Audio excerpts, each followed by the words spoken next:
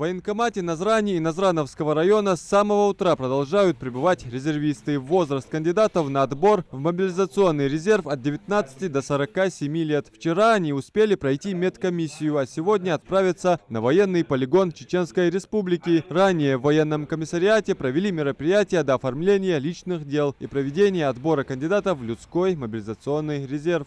Как-то стараемся, чтобы они проходили каждый месяц трехдневные сборы, чтобы приучить их навыкам военной службы, чтобы овладеть военной техникой. Наши резервисты заключают контракт с войсковой части на 3 года.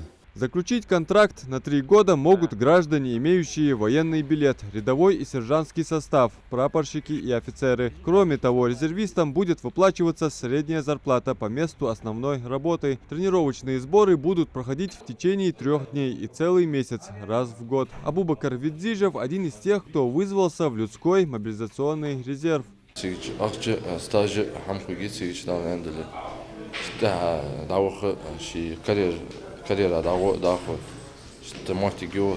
Мероприятия до оформления личных дел и отбор кандидатов в людской мобилизационный резерв военные комиссары городов и районов республики проводили в течение 5 дней с 1 по 5 октября. В соответствии с указом президента о создании резерва из региона на военный полигон отправится около 100 человек. Они будут проживать в хороших условиях, не в палатках, как на других полигонах, а именно в теплых казармах. Питание бесплатное, обмундирование будет предоставляться.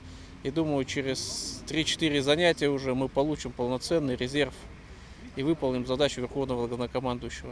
После напутственного слова военного комиссара республики резервисты выезжают на тренировочные сборы. Адам Мережков, Магомед Белакиев.